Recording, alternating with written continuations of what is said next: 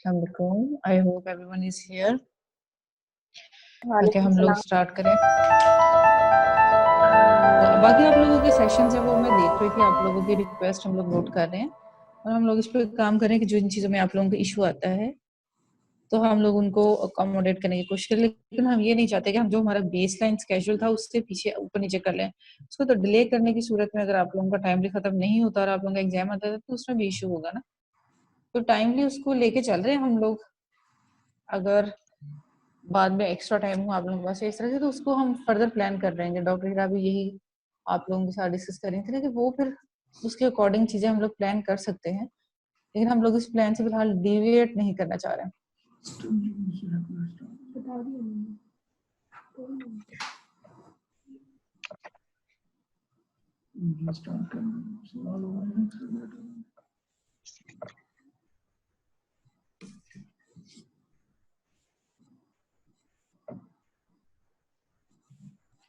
Session started. Message pin कर दिया। Live session progress. हाँ जी, मेरा भी ये ख्याल है कि हम लोग टाइमली स्टार्ट कर लें। चलें जी, कार्डियोवास्कुलर फिजियोलॉजी। कार्डियोवास्कुलर फिजियोलॉजी को हम लोग नाम में भी जैसे कि है कार्डियो और वास्कुलर, दो डिफरेंट पार्ट्स में डिस्कस करेंगे। ठीक है, हमेशा इसी तरह से दो डिफरेंट चीजें इसमें आ जाती हैं, दो सिस्टम्स कंबाइन होते हैं। तो आज हम लोग डिस्कस करेंगे कार्डियक फिजियोलॉजी को। हम लोग बेसलाइन डेफिनेशन से स्टार्ट कर लेंगे ताकि आप लोगों को आगे चीजें समझने में आसानी रहे। सबसे पहली बात है कि हार्ट रेट। हार्ट रेट क्या होता है? The number of contractions heart beats in 1 minute. ठीक है, नॉर्मली 60 to 100 होता है, more than 100 is tachycardia, less than 60 is bradycardia. Stroke volume क्या होता है? एक सिंगल हार्ट बीट में, ये जो भी हमने हार्ट बीट की डेफिनेशन डिस्कस की, जितना ब्लड पंप होता है उसको हम स्ट्रोक वॉल्यूम कहते हैं। स्ट्रोक वॉल्यूम जो है वो इक्वल होता है for left sided circulation and right sided circulation. ठीक है, दोनों तरफ से एक जितना होता है। ये आप लोगों का एक एमसीक्यू भी है कि 50% लेफ्ट साइड से 50% राइट साइड से। और इसके लिए फॉर्मूला क्या है? Stroke volume is and diastolic volume minus and systolic volume. अगर इसको भी हम थोड़ा सा देखें, डायस्टोलिक के एंड पे कार्डियक डायलिटेशन हुई होती है टू इन इजी वर्ड्स, उसमें जो है वो हार्ट ज्यादा ब्लड को अकोमोडेट कर रहा होता है, और जब उसको कम कर देता है सिस्टली में तो फिर at the end of systole जो बचता है वो बेस एंड ब्लड वॉल्यूम का हार्ट के अंदर वो ज़ाहिर थोड़ा बचता है। इन दोनों के डिफरेंस को हम स्ट्रोक वॉल्यूम कहते हैं, जो एक हार्ट बीट में हार्ट इंजेक्ट कर रहा होता है। And there is ejection fraction. अब ये वाला जो उसने एंड डायस्टोलिक वॉल्यूम था जो मैक्सिमम हार्ट अकोमोडेट करता है एक टाइम में, उसकी परसेंटेज है बेसिकली ये, उसमें से कितने परसेंट हार्ट में जो है वो इंजेक्ट किया है। तो it's ejection fraction is stroke volume divided by and diastolic volume. तो एंड डायस्टोलिक वॉल्यूम के साथ जब हम डिवाइड करेंगे स्ट्रोक वॉल्यूम को तो वो हमारे पास परसेंटेज में आ जाएगा। इजेक्शन फ्रैक्शन नॉर्मली 50 to 70% होती है, लेस देन 35 हो तो हम कहते हैं कि patient is in heart failure. और इंडेक्स ऑफ मायोकार्डियल कॉन्ट्रैक्टिलिटी यहाँ से हमें मिलता है। जाहिर है अगर कम होगी मायोकार्डियल कॉन्ट्रैक्टिलिटी तो इजेक्शन फ्रैक्शन जो है वो भी कम होगी हमारी, और वो कम हमारी जो है, अब आप देखिए कि एंड सिस्टोलिक वॉल्यूम जो है वो मायोकार्डियल कॉन्ट्रैक्टिलिटी पे डिपेंड कर रहा होता है। इस वजह से यहाँ पे एक बहुत बड़ा फैक्टर है मायोकार्डियल कॉन्ट्रैक्टिलिटी। जैसे कि अब यही उसने कहा है कि less than heart 40% ejection fraction है, हार्ट फेलियर है, तो वहाँ पे मायोकार्डियल कॉन्ट्रैक्टिलिटी की वजह से। ये भी एक है कि इजेक्शन फ्रैक्शन किस पे डिपेंड करती है, मेजर फैक्टर क्या है? मायोकार्डियल कॉन्ट्रैक्टिलिटी हमारी। Then there is venous return. Heart को वापस आता है जो ब्लड जो हार्ट रिसीव कर रहा होता है, दैट इज वीनस रिटर्न। और यूजुअली टिपिकली हमारा जो वीनस रिटर्न है जितना आ रहा है उतनी ही हार्ट की आउटपुट होनी चाहिए, जितनी इनपुट है उतनी आउटपुट है। तो वीनस रिटर्न इज इनपुट और कार्डिक आउटपुट उसकी आउटपुट होगी। कार्डिक आउटपुट को देख लेते हैं कि ये क्या होती है। This is the volume of blood heart pumps through the circulatory system पर मिनट। ठीक है, पहले वाला जो था हार्ट बीट के लिहाज से हमने चीजों को डिफाइन किया था अब पर मिनट में, और ये पंप कर रहा है सर्कुलेटरी सिस्टम में 1 मिनट के अंदर जितना। ठीक है, और यूजुअली नॉर्मल वैल्यू इसकी जो है वो 5 लीटर्स पर मिनट है। ठीक हो गया। अब कार्डिक आउटपुट का भी फॉर्मूला है, वो क्या है? Heart rate into stroke volume. Stroke volume जो है उसको अगर हम लोग हार्ट रेट से मल्टीप्लाई करेंगे, स्ट्रोक वॉल्यूम क्योंकि एक हार्ट बीट में है ना, जितनी हार्ट बीट्स होती हैं दैट इज हार्ट रेट। ठीक होगा, तो ये सिंपली स्ट्रोक वॉल्यूम तो आप समझ लो कि एक मिनट में कैलकुलेट किया हुआ है हमने। काइंडली माइक्स अपने प्लीज आप लोग ऑफ कर दें, थैंक यू। और यूजुअली जो स्ट्रोक वॉल्यूम होता है वो अप्रोक्सीमेटली कितना होता है, 70 ml। ये वैल्यूज आप लोगों ने याद कर लेनी, ये भी एमसीक्यूज के लिए इम्पोर्टेंट है। अब मेजरमेंट किस तरह से करते हैं? मेजरमेंट जो है वो दो तरह से हो सकती है। एक को हम कहते हैं, ये किसकी मेजरमेंट है, कार्डियक आउटपुट की। एक को हम कहते हैं फिक प्रिंसिपल, दूसरा को हम कहते हैं कि वो क्या है, मीन आर्टीरियल प्रेशर के थ्रू। अब जो फिक प्रिंसिपल के तहत होती है वो हम लोग कैथ लैब जो होती है हमारे कार्डियोलॉजिस्ट हैं वो इसको यूजुअली मेजर कर रहे होते हैं। इसमें जो है वो हम लोग मेजर करते हैं ब्लड ऑक्सीजन कंजम्पशन के अकॉर्डिंगली, कि उसके अकॉर्डिंगली कितनी जो है वो हमारी कार्डियक आउटपुट है। फिक प्रिंसिपल में क्या होता है कि वो ये कहता है कि जितनी बॉडी कंज्यूम कर रही है ऑक्सीजन, कार्डियक आउटपुट उसके डायरेक्टली प्रोपोर्शनल होती है और इनवर्सली प्रोपोर्शनल होती है किसके, difference in oxygen content of arterial blood and mixed venous blood. Body की ऑक्सीजन कंजप्शन के लिहाज से हम इसको जो है वो डिफाइन कर रहे होते हैं। और इसका फॉर्मूला क्या होता है, कार्डियक आउटपुट अगर इस तरीके से हम लोग मेजर करें तो उसमें क्या होता है, ऑक्सीजन कंजप्शन रेट जो कि बॉडी यूज कर रही है, सेकेंडली जो एवी ऑक्सीजन डिफरेंस है।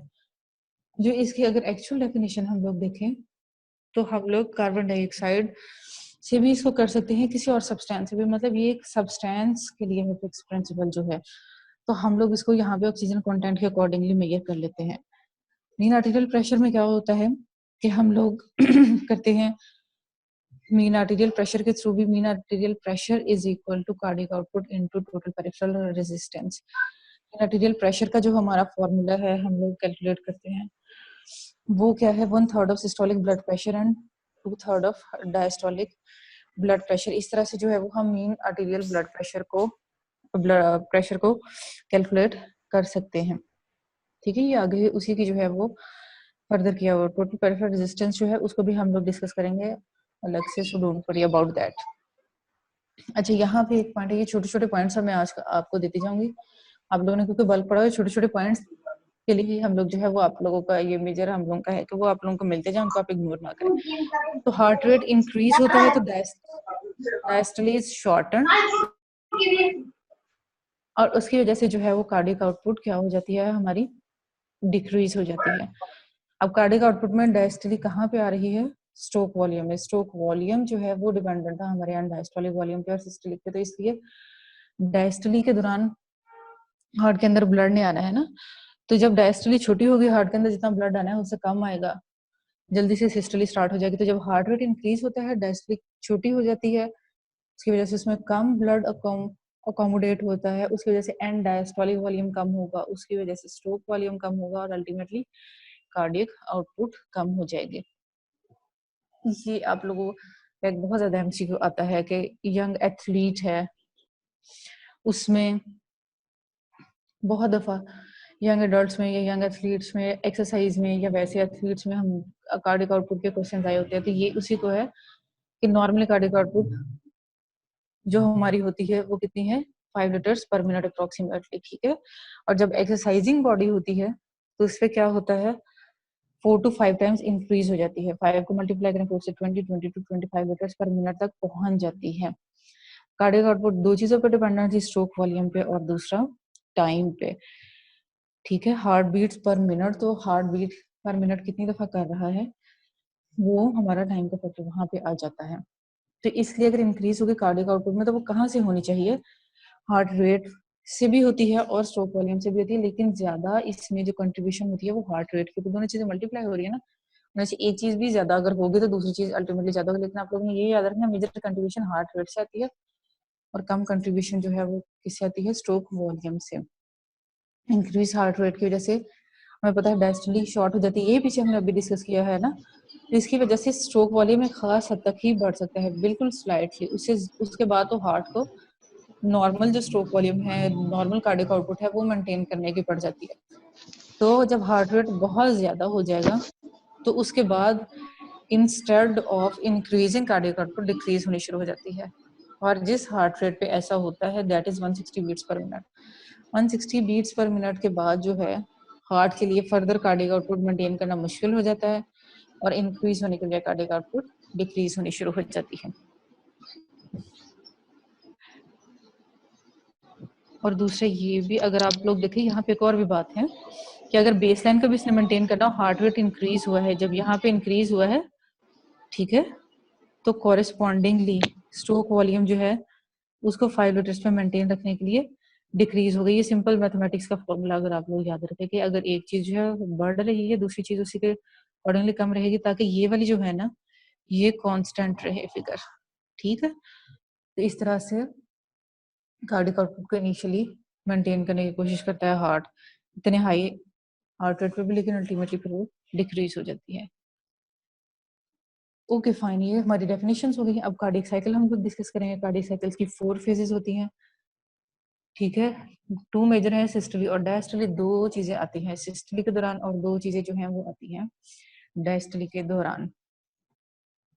सिस्टोली में 2 चीजें आती हैं, कौन कौन सी 2 फेजेस आती हैं, एक आइसोवॉल्यूमेट्रिक कॉन्ट्रैक्शन है, दूसरी सिस्टोलिक इजेक्शन है। और डायस्टोली में भी 2 चीजें आती हैं, आइसोवॉल्यूमेट्रिक रिलैक्सेशन और उसके बाद वेंट्रिकुलर फिलिंग। अच्छा, अब आइसोवॉल्यूमेट्रिक कॉन्ट्रैक्शन से क्या मुराद है, फेज 1 है। और सिस्टोली में इसमें ये होता है कि हार्ट ने जितना ब्लड का वॉल्यूम रिसीव करना है वो कर लिया हुआ है, ठीक है। अब वो फर्दर वॉल्यूम रिसीव नहीं कर रहा और ना ही वो वॉल्यूम जो है वो हार्ट से बाहर निकाल रहा है, अभी वो इजेक्ट भी नहीं कर रहा, वो उसी वॉल्यूम को मेंटेन करता है इस फेज पे।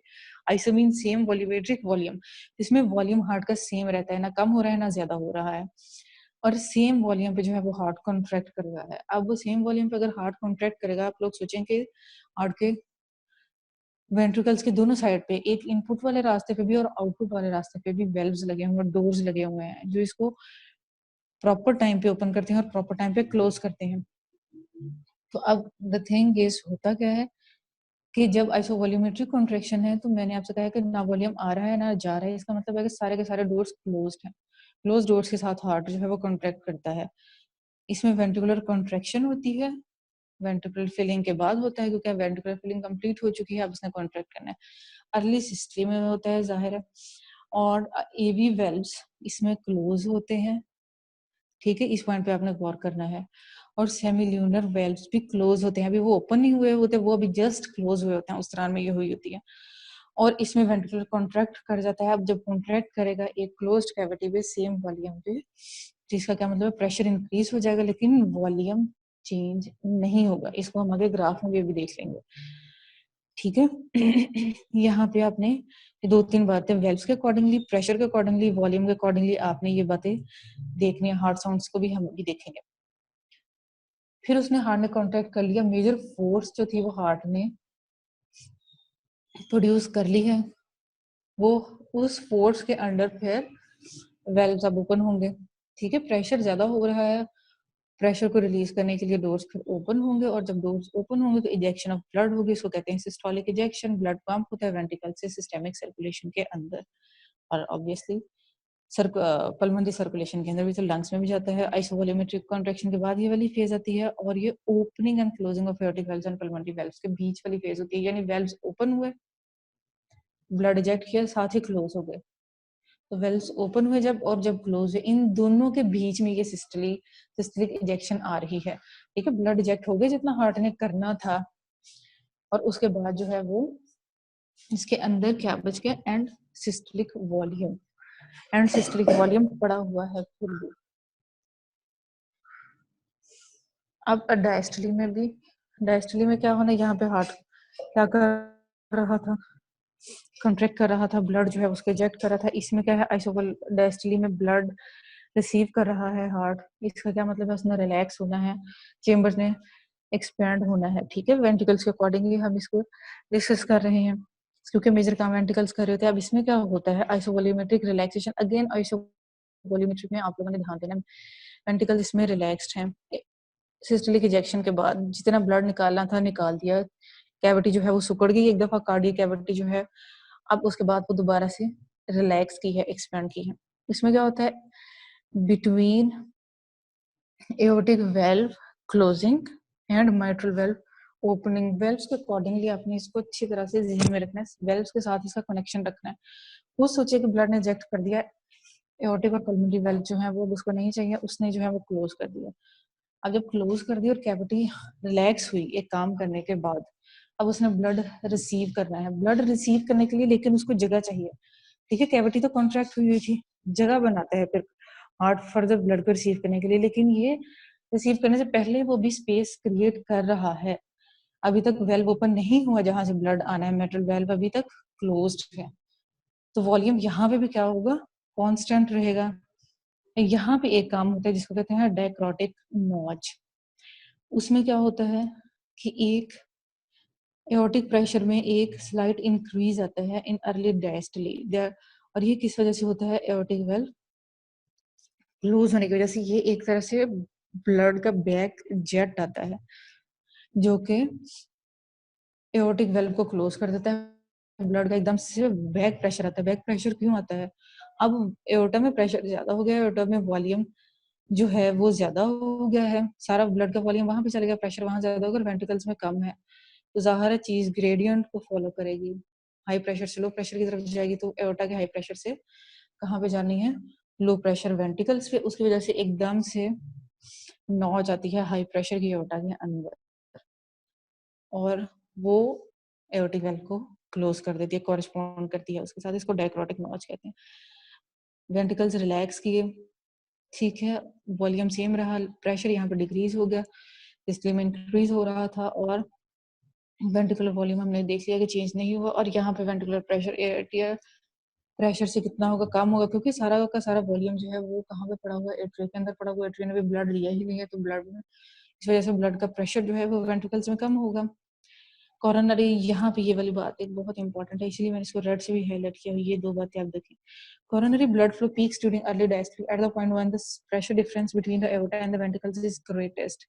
उसके आगे उसने वजह भी लिख दी है कि ये वो फेज है, ये भी आप लोगों का एक एमसीक्यू है कि कोरोनरी ब्लड फ्लो मैक्सिमम कहाँ पे होता है, अर्ली डायस्टली में, आइसोवॉल्यूमेट्रिक रिलैक्सेशन में। उसकी वजह भी लिखती है, the coronary arteries fill with blood during the diastole because they are compressed during ventricular systole। जब हार्ट सिस्टली में है तो वो तो सारा सारा कॉन्ट्रैक्ट होता है, बहुत फोर्स एक्सर्ट करता है उस सारे मसल्स, और मसल्स के साथ में जो सारी सर्कुलेशन पड़ी होती है, हर चीज जो है वो कॉन्ट्रैक्ट करती है।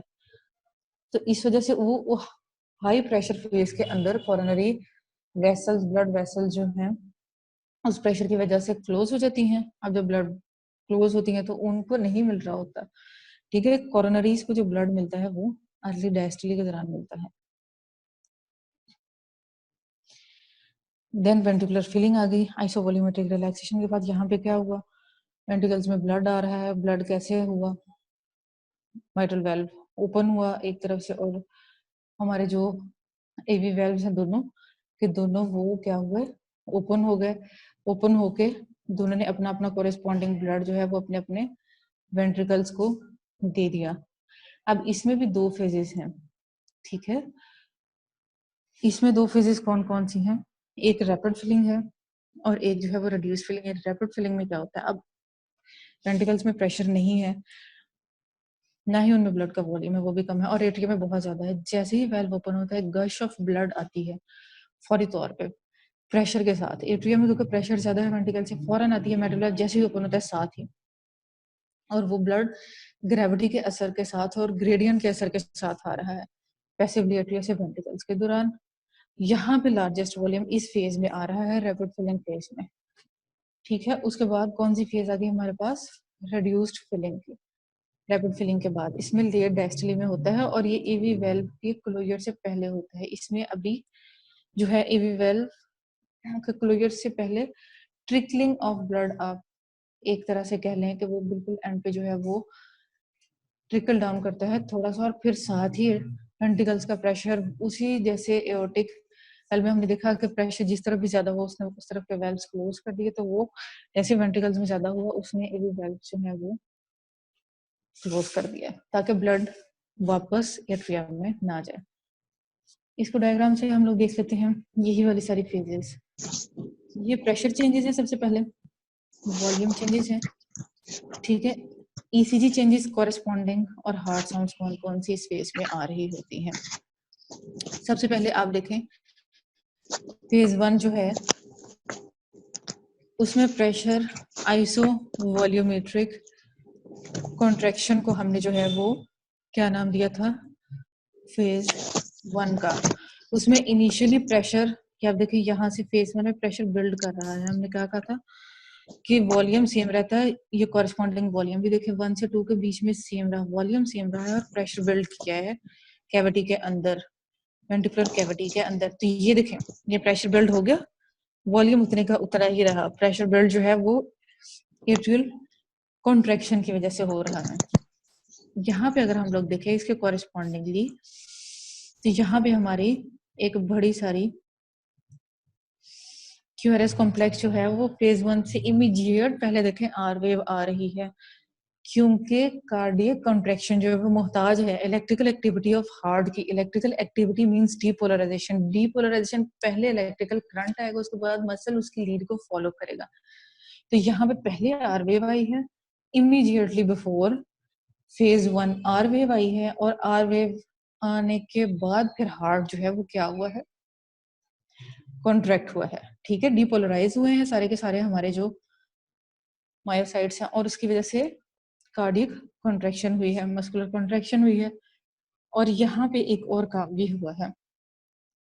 अब यहाँ पे क्या हुआ है, हमारी फर्स्ट हार्ट साउंड आई है, ये सबसे नीचे अगर आप लोग देखें ये सारे का सारा जो ग्रे एरिया है ये कॉरेस्पॉन्ड कर रहा है फेज 1 और 2 के बीच में, यानी first phase of cardiac cycle के बीच में। और इसके साथ क्या हुआ, फर्स्ट हार्ट साउंड आई। हमें पता है कि फर्स्ट हार्ट साउंड जो है वो किसके दौरान आती है, सिस्टली की वजह से, ठीक है। अच्छा जी, अब उससे अगली फेज अगर हम लोग देखें फेज 2, ठीक है। अच्छा एक बात बीच में रह गई, फर्स्ट हार्ट साउंड किसकी वजह से आ रही थी, माइट्रल वेल्व और ट्राइकस्पिड वेल्व के क्लोज होने की वजह से, क्योंकि वो क्लोज हुआ है यहाँ पे। उससे पहले अगर फेज 1 से भी पहले वाली एक छोटी सी नॉच देखें हम लोग, तो ये एक जो है वो पी वेव यहाँ पे आ रही है ना, यहाँ पे असल में एट्रियल कॉन्ट्रैक्शन है, लेकिन कार्डिक कॉन्ट्रैक्शन कार्डिक साइकिल को हम सारा सारा विद रिस्पेक्ट टू वेंट्रिकल्स करते हैं डिस्कस, तो इस वजह से जो है वो सारी सारी उसके कॉरेस्पॉन्डिंग है। लेकिन यहाँ पे पी वेव आ रही है, एट्रियल डिपोलराइजेशन हुई, एट्रिया ने जो है वो ब्लड जब उसके पास भेजा कॉन्ट्रैक्ट करके, तो फिर हमने क्या एंड में देखा था कि बिल्कुल जहाँ पे डायस्टली एंड हुई है और जहाँ पे सिस्टली बिगिन हुई है, तो वेंट्रिकुलर प्रेशर ज्यादा होने की वजह से जो है वो मेटल ट्राइकस्पिड वेल्व क्लोज में है, वहीं पे फिर इस वजह से कॉरेस्पॉन्डिंगली क्या आया है, फर्स्ट हार्ट साउंड। तो वो कार्डियक साइकिल के फेज 1 और 2 के बीच में आ रहे हैं। देन फेज 2 में हमारा क्या हुआ था, इजेक्शन। इजेक्शन के दौरान जो है अगर हम लोग देखें प्रेशर चेंजेस, ये मैंने आप लोगों को क्लियर करने के लिए, ये वेंट्रिकल प्रेशर जो है हमारा वो ब्लू कलर से नजर आ रहा है, और चूंकि अब ये वेंट्रिकल्स ने इजेक्ट करना है, इजेक्ट कर रहा है, तो इजेक्शन फेज के बीच में फेज 2 के बीच में क्या होता है, फर्दर प्रेशराइज आता है। ये देखें यहाँ पे ये फर्दर प्रेशराइज आया, फर्दर प्रेशराइज के बाद ब्लड इसने एओर्टा को दिया, पहले जो येलो कलर से एओर्टा है तो इसने एओर्टा के साथ प्रेशर इसका पहले मैच किया। उसके बाद आप यहाँ पे ये देखें कि वेंट्रिकल्स का प्रेशर जो है वो इस फेज में कम हुआ है और एओर्टा का जो है वो ज्यादा है। इस वजह से एओर्टा ने बैक प्रेशर जब वेंट्रिकल्स में ब्लड में वापस जाने की कोशिश की प्रेशर ग्रेडियंट की वजह से, तो वहां पर डायक्रोटिक नॉच आ गई, एओर्टिक नॉच या डायक्रोटिक नॉच जो है वो हमारी आ गई प्रेशर इफेक्ट की वजह से। यहाँ पे जो है वो हमारे अगेन क्या हुआ है, वेल्व्स क्लोज हुए हैं। कौन से वेल्व्स क्लोज हुए हैं, एओर्टिक और पल्मोनिक, ठीक है, पल्मोनिक वेल्व्स। यहाँ पे ये सेकंड हार्ट साउंड इसके कॉरेस्पॉन्डिंगली आ गई, राइट। अब ईसीजी चेंजेस को आपने याद रखना है कि आप पहले भी देखा है कि इलेक्ट्रोकेमिकल चेंजेस उससे बिल्कुल इमीडिएट पहले आ रही थी। तो यहाँ पे टी वेव भी जो है वो, इसका क्या मतलब है कि वहां पे क्या होना चाहिए, वेंटिकुलर रिपोलराइजेशन होनी चाहिए। इसकी वजह से टी वेव आ रही है ना, तो वो हो गया है रिपोलराइज फेज 3 में, लेकिन टी वेव फेज 3 से पहले पहले ही आ गई है, फेज 2 के दौरान ही आ गया। उसने इलेक्ट्रिकल करंट भेज दिया है कि अब तुमने ये काम करना, और फिर मसल उसकी हिदायत पे अमल करते हुए वो वाला काम कर लेते हैं। ठीक है, अब फेज 3 में हमने क्या कर रहा है, आइसोवॉल्यूमेट्री रिलैक्सेशन, प्रेशर बिल्कुल कम हो गया, वॉल्यूम जो है वो यहाँ पे भी सेम रहा है। आइसोवॉल्यूमेट्रिक जो है वॉल्यूम, जो एंड सिस्टोलिक वॉल्यूम था सिर्फ उतना ही पड़ा हुआ है, रेजिडुअल वॉल्यूम है सिस्टोलिक के बाद वाला वो पड़ा हुआ है वेंट्रिकल्स के अंदर। और उसके बाद फिर ब्लड ने क्या किया, फेज 4 के अंदर वेंट्रिकुलर फिलिंग स्टार्ट हो गई। फिलिंग के दौरान भी प्रेशर उसका जो है वो उतना ही रहा। ये देखो प्रेशर जो है वो बेस लाइन पे उतना ही जा रहा है, ऑलमोस्ट 10 के कॉरेस्पॉन्डिंग, क्योंकि वेंट्रिकल्स पे, लेफ्ट वेंट्रिकल पे मिनिमम प्रेशर 10 का होता है। और उसके कॉरेस्पॉन्डिंग अगर देखें, अब ये वॉल्यूम ज्यादा हो रहा है, वॉल्यूम ज्यादा हो रहा है, प्रेशर सेम का सेम रहा है।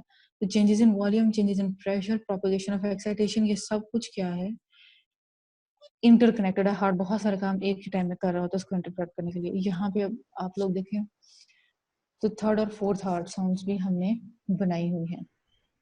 ठीक है, थर्ड हार्ट साउंड अगर हम लोग ध्यान से देखें तो फेज 4 के अंदर आ रही है, वेंट्रिकुलर फिलिंग के अंदर आ रही है। और ये, इसको हम एक, इसका थर्ड हार्ट साउंड का एक और नाम भी होता है, इसको क्या कहते हैं हम लोग, वेंट्रिकुलर या कार्डियक गैलप।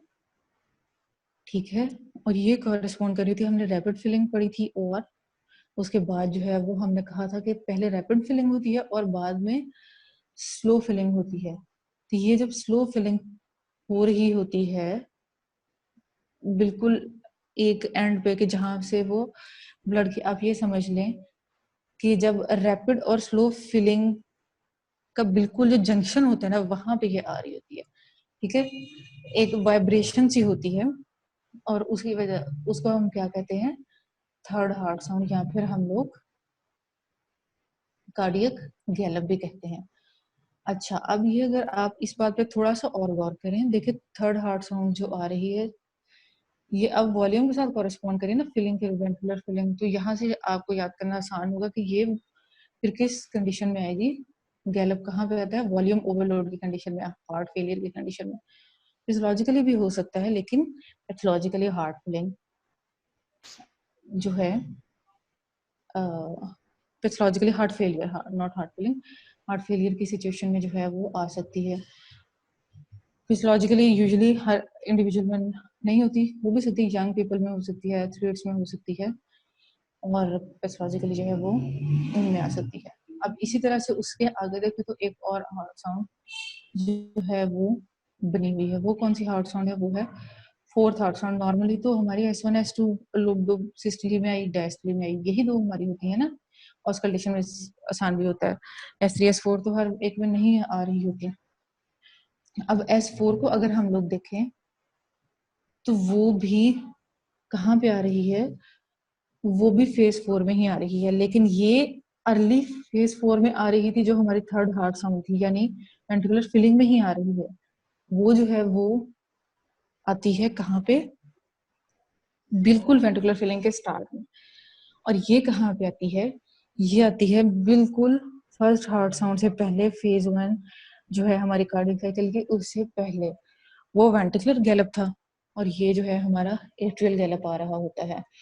और ये एकदम से जब heart forcefully, atria forcefully contract करते हैं वेंट्रिकल्स को ब्लड देने के लिए, तो वहां पे उसमें आ रही है। ठीक है, और ये प्रेशर इफेक्ट की वजह से आ रही है। प्रेशर इफेक्ट जो है एट्रिया का, उसकी वजह से जो है ना वो एंड पे ये हार्ट साउंड आती है। तो ये प्रेशर की वजह से, और वो किस वजह से हो गई थी, वॉल्यूम की वजह से। यहाँ से आपको इसके कॉजेज जो हैं वो भी होपफुली याद करने में आसानी रहेगी। अब वो प्रेशर कहाँ पे बढ़ा, कार्डियक, बेसिकली एट्रिया जिस सोर्स के अगेंस्ट कॉन्ट्रैक्ट कर रहा होता है, यानी वेंट्रिकल के अगेंस्ट, वहां पे जब प्रेशर ज्यादा होता है तो उसकी वजह से होता है। और ये जो है वेंट्रिकल जब स्टिफ होंगे, अच्छी तरह से जो है वो रिलैक्स्ड नहीं होंगे, एट्रिया को ज्यादा काम करना पड़ेगा, तो उस दौरान में होती हैं। तो ये फिर कोरोनरी हार्ट डिजीज में, जो हमारी इस्कीमिक हार्ट डिजीज है, उसकी मैनिफेस्टेशन हो सकती है। I hope this concept is clear. अब ये फिर देखें कि आइसोवॉल्यूमेट्रिक कॉन्ट्रैक्शन और रिलैक्सेशन में हमने देख लिया था all heart valves are closed, इसमें मैंने आप लोगों को बार बार बताया है, ठीक है। किस और वो यहाँ पे क्लोज होते हैं, लेकिन कोई ऐसी फेज नहीं जिसमें सारे के सारे हार्ट वाल्व जो है वो ओपन हो। कोई ओपन हो रहा था, कोई क्लोज हो रहा होता है, या सारे क्लोज होंगे या ओपन क्लोज होंगे, लेकिन ओपन कोई भी नहीं होंगे, सारे के सारे एक टाइम पे। और इंक्रीज हार्ट रेट है, जैसे एक्सरसाइज और डायस्टोलिक डिक्रीज वही वाला हो गया, less time for coronary artery filling. और उसकी वजह से डायस्टोली में क्योंकि कोरोनरी आर्टरीज फिल हो रही थी ना, तो उसकी वजह से उनमें ब्लड कम जाएगा, हार्ट को ऑक्सीजन की सप्लाई नहीं होगी। और इसी तरह जो इस्कीमिक हार्ट डिजीज के पेशेंट्स होते हैं उनमें चेस्ट पेन आएगी, जिसको हम एंजाइना कहते हैं। तो एक्सर्शन के दौरान एंजाइना जो है, ये उसकी वजह भी हमारे पास आगे एक्सर्शन के दौरान हार्ट रेट ज्यादा होने की वजह से चेस्ट पेन एंजाइना होता है, क्योंकि कोरोनरीज फिल नहीं होती। Okay, next topic is conduction system of heart. अब कंडक्शन सिस्टम ऑफ हार्ट जो है, अभी जैसे हमने देखा है कि एक जगह से दूसरी जगह जब हार्ट के सारे काम हो रहे हैं, वो under the control of electrical activity हो रहे हैं। इलेक्ट्रिकल एक्टिविटी जो है वो ऑटोमेटिकली जनरेट हो रही होती है हार्ट में। अब ये जो पूरे का पूरा एक सिस्टम है ना, कि जिसमें ये ऑटोनोमस सेल्स हैं जो कि ये सारे का सारा सिस्टम कंट्रोल कर रहे हैं, और उसके बाद उसके सारे सारे हार्ट की कॉन्ट्रैक्शन को कोऑर्डिनेट कर रहे हैं, उसकी रिलैक्सेशन को कर रहे हैं, इसको हम सारे को कहते हैं conduction system of heart. Sinus node, SA node जिसको हम कहते हैं, उसके बाद एवी नोड इसमें आ जाती है। उसके बाद नेक्स्ट चीज जो हमारे पास आती है, ये पूरा का पूरा पाथवे है, वो है bundle of his. Bundle of his जो है वो फिर फर्दर डिवाइड होता है बंडल ब्रांचेस में। राइट बंडल ब्रांच हो जाती है, और उसके बाद क्या होती है, लेफ्ट बंडल ब्रांच होती है। उनका एक और नाम भी यहाँ पे लिखा हुआ, अगर आप देखें, टेवेरा ब्रांचेस, ये सिर्फ उसी का दूसरा नाम है। कॉस ट्रायंगल जिसमें लोकेटेड है हमारी एवी नोड, ठीक है। और उसके बाद फिर हमारे परकिंजी फाइबर्स हैं। तो ये हमारी होगी ऐसे नोड। ऐसे नोड से ये तीन तरह के पाथवे से जा रहे हैं एवी नोड की तरफ। एवी नोड से इस जो है हमारे पास बंडल ऑफ हिस्सा आ गया, राइट बंडल ब्रांच में डिवाइड हुआ। उसके बाद जो है वो ये वाली जो पिंक कलर में नजर आ रही है लेफ्ट बंडल ब्रांच, क्योंकि ऑब्वियसली लेफ्ट वेंट्रिकल में ऑक्सीजनेटेड ब्लड है, ब्लू कलर से जो नजर आ रहा है right bundle branch, right ventricle में डीऑक्सीजनेटेड है। से फिर ये ढेर सारे जो है वो फाइबर जो पूरी की पूरी कार्डिक मायोमेट्रियम को कर रहे हैं सप्लाई दिया, परकिंजी फाइबर्स, ठीक है। जहाँ पे ये सिर्फ मैंने डायग्राम इसलिए लगाई, अपनी दो चीजों, इस डायग्राम में हम सिर्फ दो चीजों पे गौर करेंगे कि ये की सारी कार्डिक एक्शन पोटेंशियल दिखाई हुई है। एक्शन पोटेंशियल की शक्ल यहाँ यहाँ यहाँ एक जैसी है, यानी बंडल ऑफ हिस, परकिंजी फाइबर्स और वेंट्रिकुलर मायोकार्डियम है, और जो हमारे एसए नोड और एवी नोड है उनमें एक जैसी है। यहाँ से चूंकि प्रोड्यूस हो रहा होता है इलेक्ट्रिकल एक्टिविटी जो है वो यहाँ से ज्यादा हो रही होती है, नीचे जा रही होती है, तो इसकी वजह से जो है वो ये हमारे पेस मेकर्स हैं, जो एसए नोड है और एवी नोड है। नॉर्मली तो एसए नोड होती है, लेकिन उसके किसी भी इशू की वजह से अगर काम नहीं करे तो फिर एवी नोड उसका जो है वो टेकअप कर लेती है, ठीक है। तो इन दोनों में ये एबिलिटी है कि ये नॉर्मली पेस मेकर्स, यानी हाँ पेस को जो कंट्रोल कर रहे हैं, पेस मेकर पेस को जो मेक कर रहे हैं, पेस को बना रहे हैं, सारा काम कर रहे हैं, तो उनकी एक जैसी है एक्शन पोटेंशियल, ठीक है। और बाकी की डिफरेंट है, इसलिए अगर इससे नीचे जाता है हमारा पेस मेकर तो वो कार्डियक रिवाइवल जो है वहां पे मुश्किल होता जाता है। नॉर्मल कंडक्शन पाथवे क्या होता है, ऐसे नोड से एक्शन पोटेंशियल आती है, एट्रिया में जाती है, उनकी कंट्रैक्शन होती है, उसके बाद एवी नोड में सिग्नल चला जाता है। एवी नोड में जो है वो हमारा डिले होता है, ठीक है। और डिले कितना होता है, डिले 60 to 120 मिली सेकेंड्स का, ये 0.06 से लेके 0.1 सेकेंड का डिले होता है एवी नोड में। और यहाँ पे जो है वो कंडक्शन वेलोसिटी भी स्लो हो जाती है। वहां से क्या गया, कंडक्शन बंडल ऑफ हिस में गया डाउन द इंटरवेंट्रिकुलर सेप्टम, और वहां से जो है वो वेंट्रिकल्स में चला गया, फिर वेंट्रिकल्स जो है वो कॉन्ट्रैक्ट कर रहे हैं। अब हार्ट रेट जो है नॉर्मल जो मेंटेन करती है वो ज़ाहिर है एसए नोड है, वहां पे जो है वो हार्ट रेट हमारा ज्यादा होता है, 60 to 80 बीट्स पर मिनट, और even 60 to 100 beats per minute, ठीक है।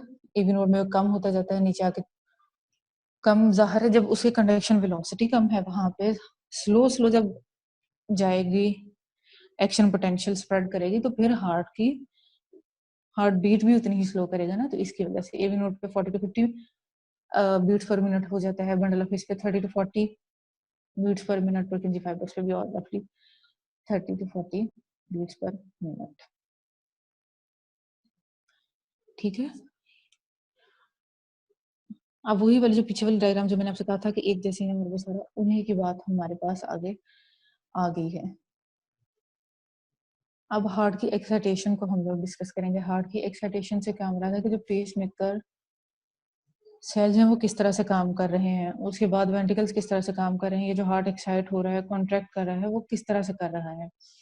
ठीक हो गया। इसमें हमारे पास जो मेजर रोल होता है वो डिफरेंट तरह के आयन चैनल्स का होता है। आयन चैनल्स होते हैं basically positive charges, negative charges, positive negative के डिफरेंस की वजह से जो है वो हमारी एक्शन पोटेंशियल जनरेट हुई। उसके बाद रेस्टिंग मेम्ब्रेन पोटेंशियल, जिस तरह से पॉजिटिव नेगेटिव चार्ज थे उनकी डिस्ट्रीब्यूशन होगी तो वो खत्म हो गई। यहाँ पे आप लोग फेज देखें, फेज 0 है, फेज 1 है। अब ये मायोकार्डियल एक्शन पोटेंशियल है ना, मायोकार्डियम में, बंडल ऑफ फिश में, Purkinje फाइबर्स में, ये इन तीनों में एक तरह से एक्शन पोटेंशियल काम करती है, एस नोड में और एवी नोड में डिफरेंट तरह से काम करती है। अब होता क्या है, हम लोग अगर देखें सबसे पहले क्या है, फेज 0 है। ठीक है, फेज 0 में क्या हुआ है, एकदम से रैपिडली जो है वो ऊपर को गई है, ये पूरा का पूरा रैपिड अप स्ट्रोक हुआ है। ठीक है, फेज 0 में। अब ये रैपिड अप स्ट्रोक जो है वो किसकी वजह से हुआ है, हमने नीचे जो है वो साथ साथ ये इसलिए मैंने बनाई थी, ये इंट्रासेलुलर सरफेस है आपको समझाने के लिए, एक्स्ट्रा सेलुलर सेल मेम्ब्रेन, और सेल मेम्ब्रेन में जो है ये डिफरेंट चैनल्स बने हुए हैं। ये देखें, ये वाला, ये वाला, ये वाला, इसी तरह से जो है ना वो है अपस्ट्रोक और डिपोलराइजेशन जो है ना वो हुई है। अब ये किसकी वजह से हुई है, इसके नीचे अगर हम लोग नाम देखें तो सोडियम चैनल्स बने होते हैं। ये फास्ट वोल्टेज सोडियम चैनल है, फास्ट रैपिड अपस्ट्रोक होती है उनकी वजह से। -90 पे जो नॉर्मल कार्डियक मेम्ब्रेन का जो पड़ा हुआ था पोटेंशियल -90 मिली वोल्ट्स पे, उससे उसको कहाँ पे ले जाता है, +30 मिली वोल्ट्स पे।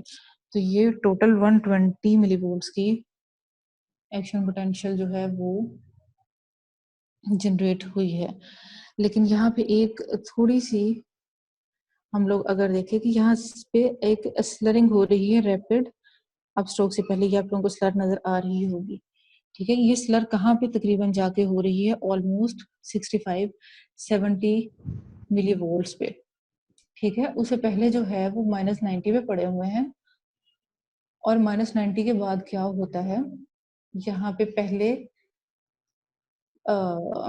जो हमारे पास जो है वो फॉरन -65 पे, ये बेसलाइन की जो एक्शन पोटेंशियल है उस पे -65 तक जैसे ही पहुंचती है, साथ ही जो है वो rapid voltage gated sodium channels open होते हैं। वो फेज 0 है, अपस्ट्रोक हुई, डीपोलराइजेशन होगी। फेज 1 में क्या हुआ है, फेज 1 में अर्ली रिपोलराइजेशन हुई है। इसमें सिंपली वो जो ये वाले चैनल्स ओपन हुए थे सोडियम चैनल्स, ये सिंपली क्लोज हो गए, इनएक्टिवेशन हो गई। और ये जो है इसमें एक और काम भी जो है वो शुरू हुआ है, और वो काम ये है कि पोटेशियम चैनल्स भी जो हैं वो स्टार्ट होने ओपन होने स्टार्ट हुए हैं, लेकिन अभी जो है वो फुली ओपन नहीं है, मतलब जस्ट स्टार्ट हुए हैं। उसके बाद क्या आती है हमारे पास, ये अर्ली रिपोलराइजेशन की फेज आ गई। अब उसके बाद लेकिन रिपोलराइज नहीं होता, फिर इसी जो अर्ली रिपोलराइजेशन जो है उसकी वजह से क्या हुआ है, हमारी फेज 2 स्टार्ट हुई है, प्लेटो फेज स्टार्ट हुई है। उसमें कैल्शियम चैनल ओपन हुए हैं। अब कैल्शियम चैनल जो है वो क्या करते हैं, ये यहाँ पे एल टाइप कैल्शियम चैनल्स आए हैं, वो ओपन हुए, उन्होंने कैल्शियम रिलीज करवाया सार्कोप्लाज्मिक रेटिकुलम से। पहले L type calcium channels open हुए, उन्होंने जो है वो इन्फ्लक्स ऑफ कैल्शियम करवाया।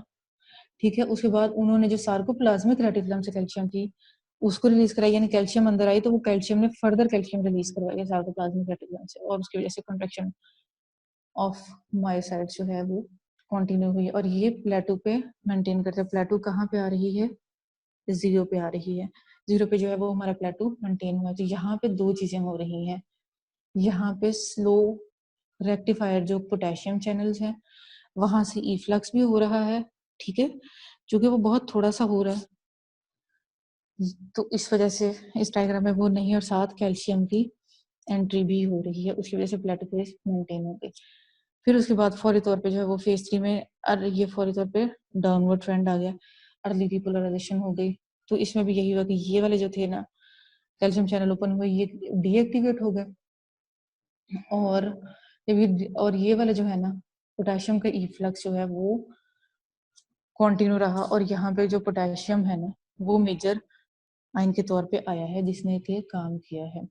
और यहाँ पे ये जो पोटेशियम बाहर जा रहा है वो सोडियम पोटेशियम एटीपीएस की हेल्प भी ले रहा है। एक तो रेक्टिफायर पोटेशियम चैनल जो है वो भी है यहाँ पे है, और दूसरा सोडियम पोटेशियम एटीपीएस भी है। तो यहाँ पे दो तरह के हैं। फिर उसके बाद रेस्टिंग मेम्ब्रेन पोटेंशियल आ गई, वो फेज 4 में आ गई और वो मेंटेन होती है। यहाँ पे कोई चैनल जो है हमारे पास सोडियम या कैल्शियम ओपन नहीं है।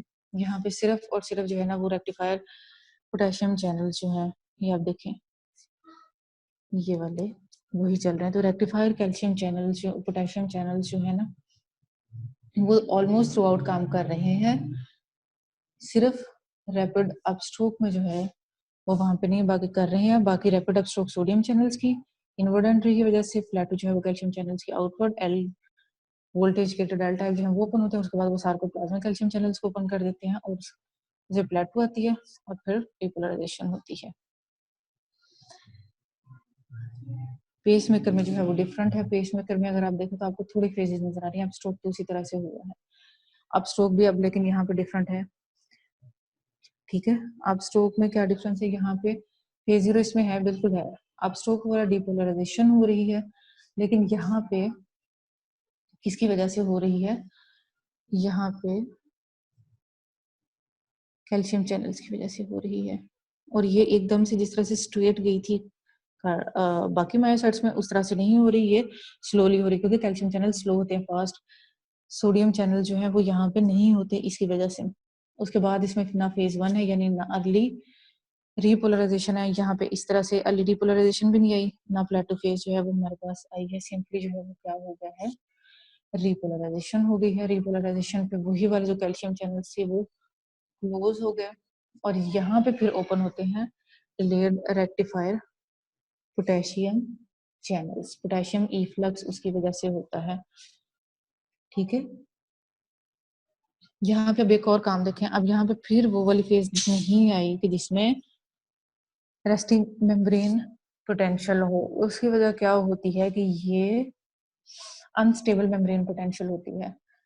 उसमें फर्क क्या होता है कि यहाँ पे बाकी में यहाँ पे क्या फर्क है, ये जहाँ पे कैटाइंस का और IF लिखा हुआ है ये फनी आयन चैनल्स है। फनी आयन चैनल्स क्या होता है कि ये सोडियम पोटेशियम एक्सचेंजर होता है। ये पेसमेकर करंट यहाँ से प्रोड्यूस होता है। पेसमेकर करंट किस तरह से होता है कि यहाँ पे कोई चैनल्स ओपन नहीं होते, वो स्पेसिफिक चैनल जो एक ही सिर्फ चैनल्स हैं इसकी बेस लाइन पे, जो कि सोडियम पोटेशियम कॉरेस्पॉन्डिंग एंट्री है, तो वो क्या करते हैं कि सोडियम पोटेशियम की एंट्री स्लोली ट्रिकलिंग डाउन जारी रहती है। कोई फास्ट चैनल्स ओपन नहीं होते।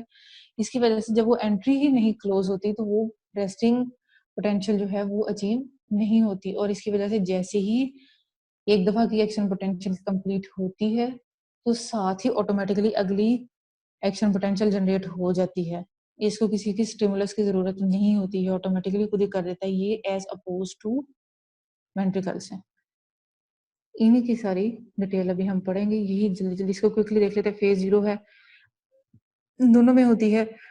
एक तरफ जो है वो किसकी वजह से हो रही है, फास्ट गेटेड सोडियम चैनल्स की वजह से। दूसरी तरफ जो है वो किसकी वजह से हो रही है, कैल्शियम चैनल्स की वजह से। और रैपिड अपस्ट्रोक नहीं है, उसका स्लो अपस्ट्रोक है पेसमेकर में। फेज 1 फेज 2 जो है वो पेसमेकर में नहीं होती। फेज 1 जो है वो voltage gated sodium channels inactivate हुए हैं, और जो इफ्लक्स जो हमारे पोटेशियम चैनल्स है उनसे ट्रिकलिंग कॉन्टिन्यूसली चल रही है।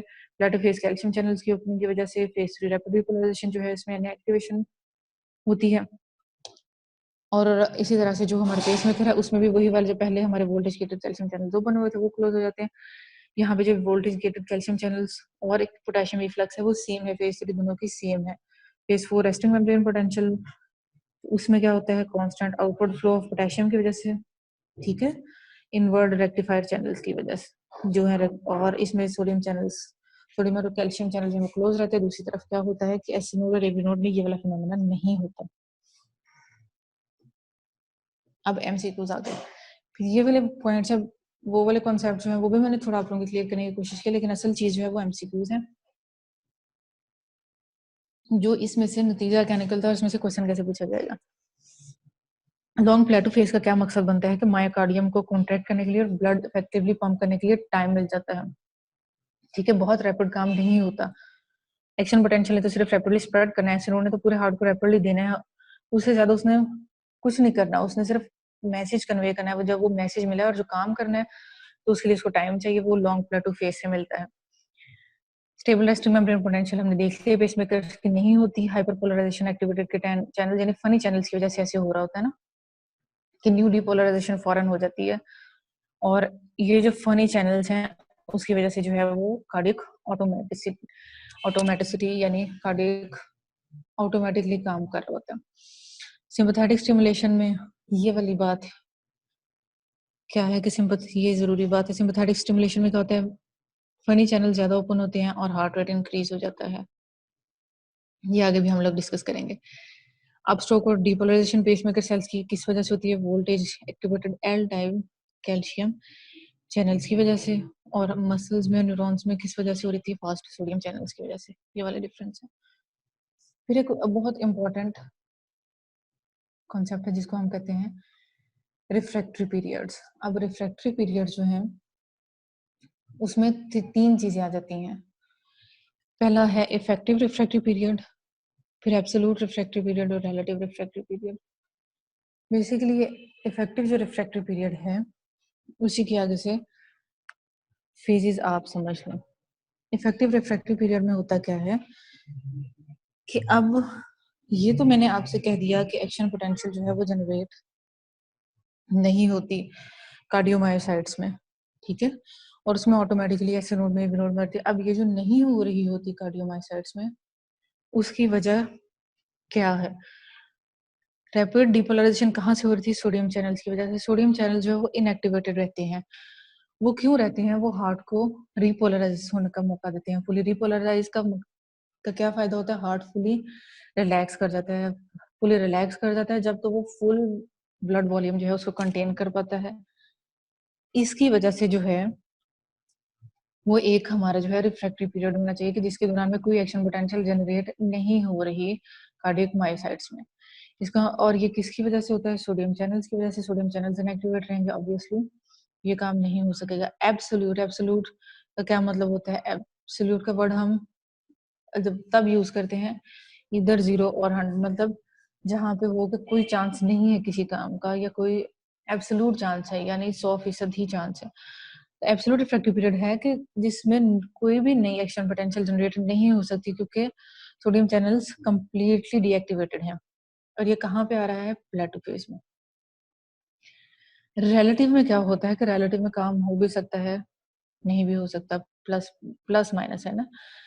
इसमें रीएक्टिवेशन हो सकती है सोडियम चैनल्स की, लेकिन उसको थ्रेशोल्ड पोटेंशियल जो है वो ज्यादा चाहिए, यानी स्ट्रॉन्ग जो है, बहुत स्ट्रॉन्ग इम्पल्स होगी, तो उसकी वजह से ऐसे हो सकता है। लेकिन चूंकि अभी फुली रेस्टिंग में नहीं आई होती तो उसका एम्पलीट्यूड कम होता है, और इसकी वजह से फिर लो वॉल्यूम पल्स आती है। लो एम्पलीट्यूड एक्शन पोटेंशियल जब होगी तो उसकी वजह से काम भी बाकी सारे के सारे लो वॉल्यूम पे हार्ट भी जब काम करेगा, लो वॉल्यूम पल्स भी जनरेट उसकी वजह से होगी।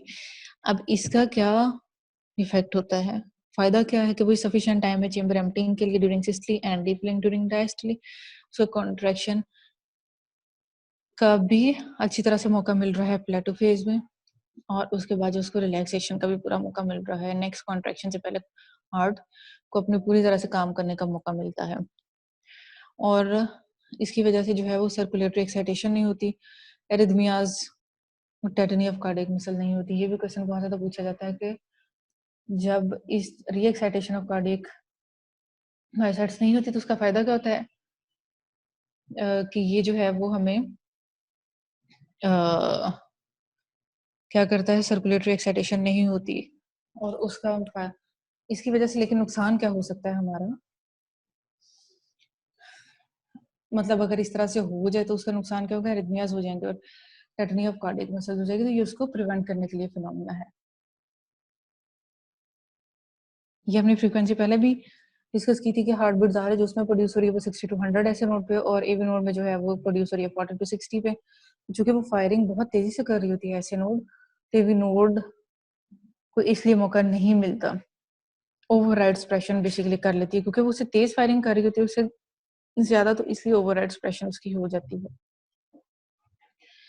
प्लेटो फेज, फिर वही बात कि यहाँ पे ये एक और बात है कि एक्शन पोटेंशियल के कॉरेस्पॉन्डिंग आ रही होती है ना वेंट्रिकुलर मस्कुलर चेंजेस। तो प्लेटो फेज जो है उसने कहा है कि लॉन्गर देन एक्चुअल कॉन्ट्रैक्शन। उसका फायदा क्या है? This allows the heart muscle to relax after each contraction and prevents permanent contraction tetany. ठीक है, तो टेटनी से किस तरह से बच रहे हैं, यही जो हमारा प्लेटो फेज, और प्लेटो फेज के अंदर ही हमने क्या पढ़ा है, एब्सोल्यूट रिफ्लेक्टरी पीरियड, तो उसकी वजह से ही कार्डिक टेटनी नहीं हो रही, यानी कॉन्टिन्यूस कॉन्ट्रैक्शन की फॉर्म में नहीं जा रहा, उसके बाद रिलैक्स हो रहा है। टेटनी में तो सिर्फ मसल कॉन्ट्रैक्शन हो जाती है ना, बाद में रिलैक्सेशन की फेज नहीं आ रही होती। ठीक है, अभी तक आई होप आप लोगों के कॉन्सेप्ट जो है वो यहाँ तक क्लियर हुए हैं। फिर क्वेश्चंस हुए तो आज हम जो है वो सारे के सारे क्वेश्चंस एंड पे लेंगे, हम लोग एंड पे डिस्कस करेंगे। अब अगला आ जाता है कि ये जो सारी की सारी कार्डियक एक्टिविटी है वो रेगुलेट कैसे हो रही है।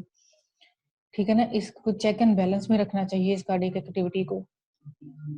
अगर 60 to 100 का हार्ट रेट हमें रखना है तो कैसे रखना है, अगर हमने 70 ml का स्ट्रोक वॉल्यूम मेंटेन करना है कैसे करना है, कार्डियक आउटपुट 5 लीटर पर मिनट की, तो ये सारी रेगुलेशन है कार्डियक एक्टिविटी की। दो तरह से होती है, शॉर्ट टर्म भी और लॉन्ग टर्म भी। शॉर्ट टर्म कैसे होती है? फ्रैंक स्टार्लिंग मैकेनिज्म से, और लॉन्ग टर्म होती है ऑटोनॉमिक नर्वस सिस्टम की वजह से। फ्रैंक स्टार्लिंग मैकेनिज्म में क्या होता है, एंड डायस्टोलिक वॉल्यूम और कार्डियक स्ट्रोक वॉल्यूम का रिलेशनशिप को ये बेसिकली डिस्क्राइब करता है, और उसकी डिस्क्रिप्शन क्या देता है ये। अब अगर हम लोग देखें कि एंड डायस्टोलिक वॉल्यूम क्या है, बेसिकली जो कि डायस्टोलिक के एंड पे मैक्सिमम वॉल्यूम जो एक दफा कार्डियक वेंट्रिकुलर कैविटी में जो है वो क्या हो सकता है, टेक डाउन कर सकती है, उसको ले सकती है, तो उसको हम क्या कहते हैं, एंड डायस्टोलिक वॉल्यूम। अब यहाँ पे एक और कॉन्सेप्ट आ गया प्री लोड का और आफ्टर लोड का, वो ठीक है आगे भी आएगा, तो यहाँ पे भी वो आ गया। ये जो एंड डायस्टोलिक वॉल्यूम है ये प्री लोड है हार्ट का, यानी हार्ट पे पीछे से कितना बोझ पड़ रहा है। ठीक है, ये जो एंड डायस्टोलिक वॉल्यूम है, इस वॉल्यूम की वजह से कार्डियक जो हमारे मसल्स हैं सारे के सारे वो स्ट्रेच करेंगे, मायोकार्डियम जो है वो स्ट्रेच करेगी, क्योंकि वॉल्यूम ज्यादा ना, उस वॉल्यूम को अकोमोडेट करने के लिए क्या करते हैं, कार्डियक मसल फाइबर्स की लेंथ इंक्रीज हो जाती है। अब जितनी ज्यादा लेंथ इंक्रीज होगी उतनी ही बाद में फोर्सफुली कॉन्ट्रैक्शन होगी, यानी कॉन्ट्रैक्टिलिटी भी इंक्रीज होती है। आप जो है फॉर एग्जांपल एक ले ले रबड़ बैंड है या इलास्टिक है, उसको बहुत जोर से खींचते हैं, वो जितनी लंबी होती है फिर उतनी तेजी से और उतनी फोर्सफुली वो वापस आती है। थोड़ा सा उसको खींचे तो वो कम फोर्सफुली और जो है वो लेस क्विकली स्लोली वापस आती है। लेकिन अगर आप उसको बहुत ज्यादा स्ट्रेच करें इस तरह से, जब लेंथ इंक्रीज होती है ना, तो उसकी वजह से कॉन्ट्रैक्टिलिटी के लिए फोर्स ज्यादा मिलती है। ठीक है, कॉन्ट्रैक्शन के लिए कितने जोर से हार्ट बाद में कॉन्ट्रैक्ट करेगा वो ज्यादा हो जाती है। जब वो ज्यादा होगी तो स्ट्रोक वॉल्यूम, जितने प्रेशर से वो ब्लड जो है वो बाहर निकलेगा, ब्लड ज्यादा निकलेगा। ठीक है, ज्यादा प्रेशर होगा तो ब्लड भी बाहर ज्यादा इजेक्ट होगा, और जब ज्यादा इजेक्ट होगा तो इसका क्या मतलब है, स्ट्रोक वॉल्यूम ज्यादा होगा, कार्डियक आउटपुट भी हमारी जो है वो ज्यादा होगी, मेंटेन रहेगी। इसको फ्रैंक स्टार्लिंग कर्व में हम लोग डिस्क्राइब करते हैं। इसका एम क्या है, कार्डियक आउटपुट मेंटेन करता है, और इसकी वजह से स्ट्रोक वॉल्यूम जो है वो हमारा मेंटेन रहता है। इसकी वजह से एक और भी जो फायदा होता है वो ये है कि जैसे शॉर्ट टर्म से इसकी क्या मुराद है कि जैसे वॉल्यूम लॉस की कोई कंडीशंस आती हैं, ठीक है, तो उसमें फिर यहाँ पे हमारी हेल्प करेगा ये।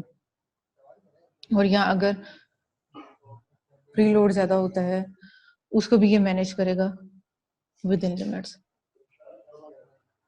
सेकेंड जो है वो लॉन्ग टर्म है, ऑटोनॉमिक इनर्वेशन। इसमें हमारे बहुत इंपॉर्टेंट फिनोमेना आते हैं, क्रोनोट्रोपी, ड्रोमोट्रोपी, आइनोट्रोपी, ल्यूसीट्रोपी और बेथमोट्रोपी की मैंने सिर्फ डेफिनेशन ऐड की है।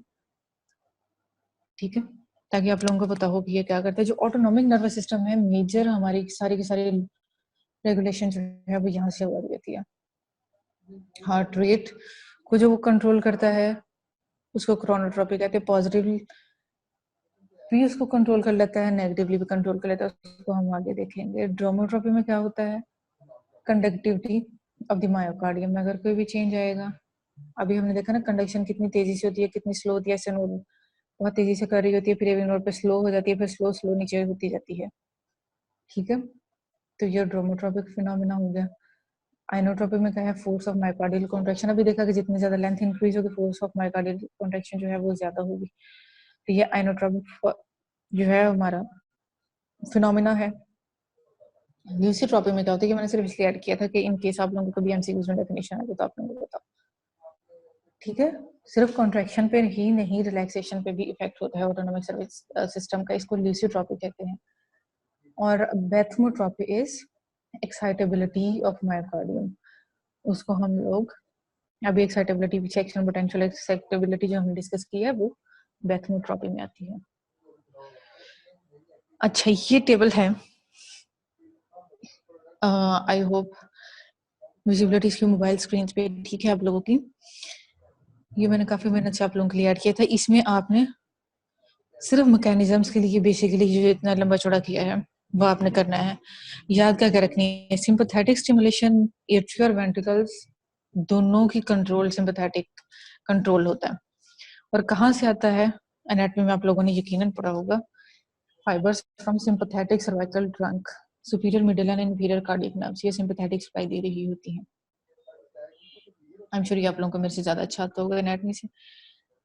पैरासिम्पैथेटिक स्टिमुलेशन सिर्फ होती है, वेंट्रिकल्स की पैरासिम्पैथेटिक स्टिमुलेशन नहीं होती, वो वगस नर्व के थ्रू होती है। सर्वाइकल कार्डियक ब्रांचेस भी होती हैं उसकी और थोरैसिक कार्डियक ब्रांचेस भी होती हैं। ठीक है, ये हो गई ये वाली बातें। इफेक्ट क्या क्या आता है, इफेक्ट में अगर आप लोग देखें, सिंपैथेटिक स्टिमुलेशन हार्ट रेट को, कंडक्शन को, कॉन्ट्रैक्टिलिटी को, रिलैक्सेशन को, चार चीजों को कंट्रोल कर रही है और चारों को इंक्रीज कर रही है। सिंपैथेटिक हमें पता है फाइट और फ्लाइट मोड है। फाइट और फ्लाइट मोड में क्या होता है, चीजें स्पीड अप हो रही होती है, तो इसमें भी हार्ट रेट भी ज्यादा होता है, कंडक्शन भी ज्यादा होती है, कॉन्ट्रैक्टिलिटी भी और रिलैक्सेशन भी। यानी क्रोनोट्रोपी, ड्रोमोट्रोपी, आइनोट्रोपी, लूसीट्रोपी सब की सब पॉजिटिव होती हैं। पैरासिम्पैथेटिक स्टिमुलेशन से हार्ट रेट कम होता है और एट्रियल कॉन्ट्रैक्टिलिटी कम होती है, क्योंकि जाहिर है वो सिर्फ एट्रिया में है, तो वो सिर्फ एट्रिया की हद तक कंट्रोल कर सकता है।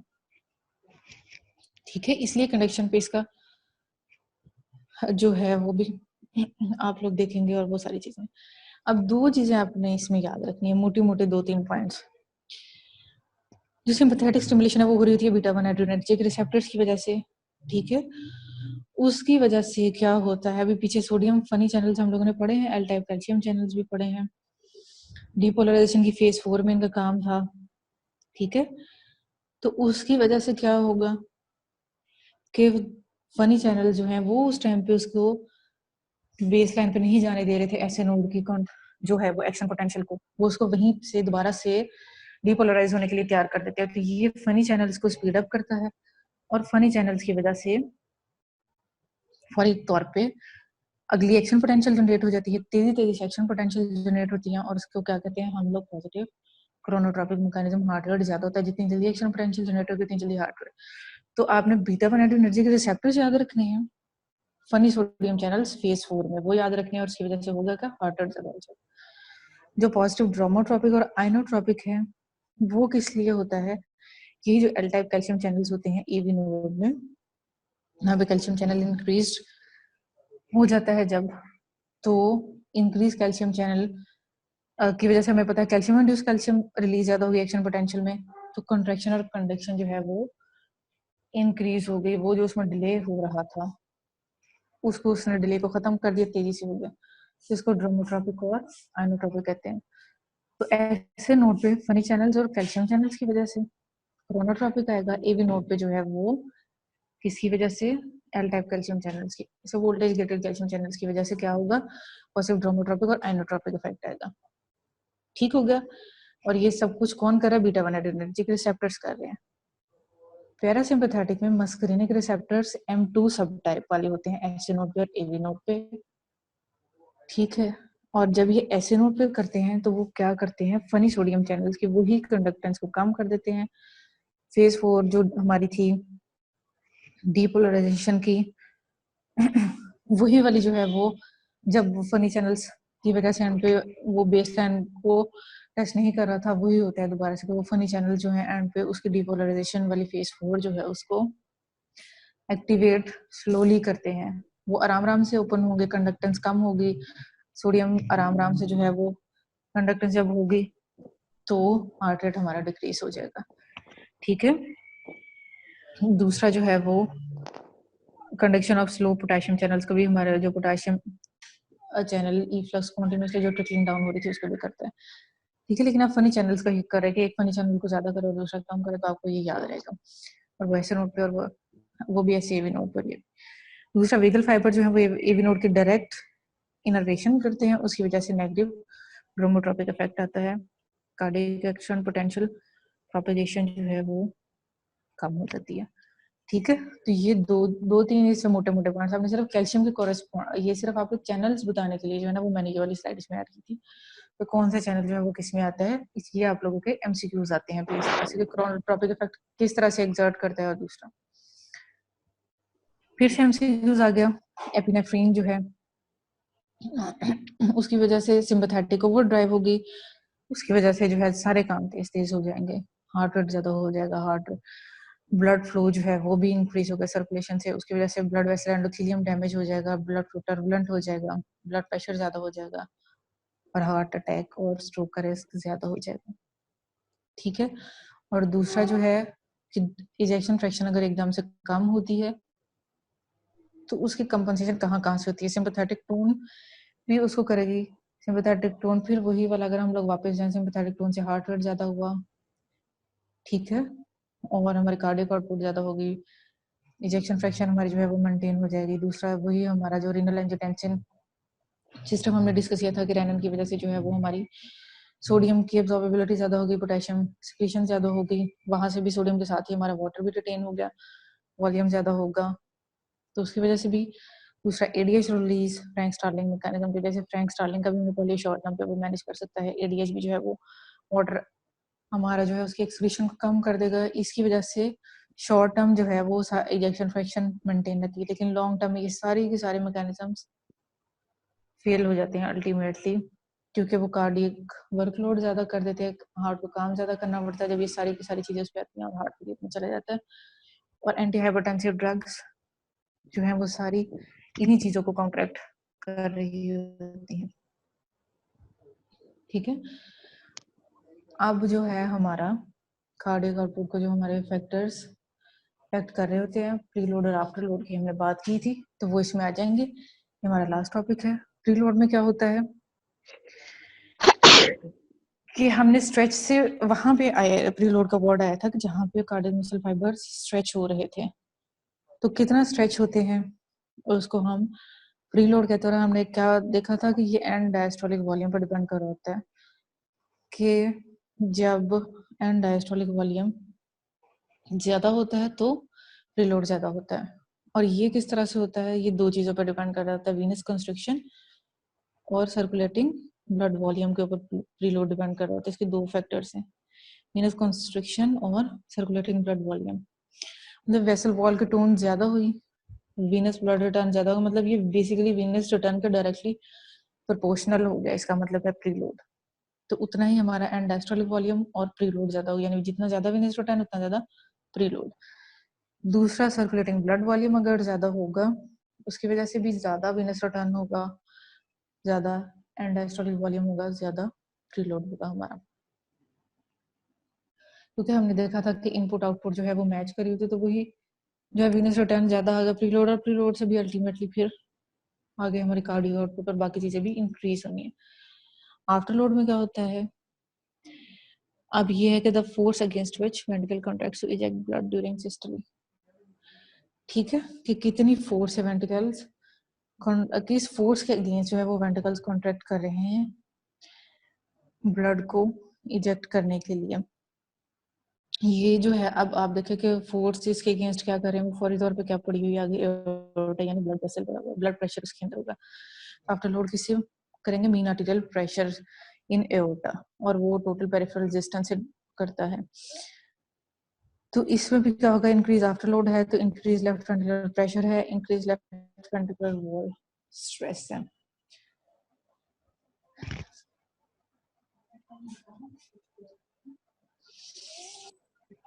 I hope this table is visible. इसके भी मैंने कोशिश तो की थी कि आप लोगों को अच्छा सा नजर आए। अब वही स्ट्रोक वॉल्यूम, यही हम लोगों ने पढ़ा था क्या कि जितना ज्यादा वीनस रिटर्न होगा उतना ज्यादा डायस्टोलिक वॉल्यूम ज्यादा, प्रीलोड ज्यादा, तो उतना ही ज्यादा स्ट्रोक वॉल्यूम।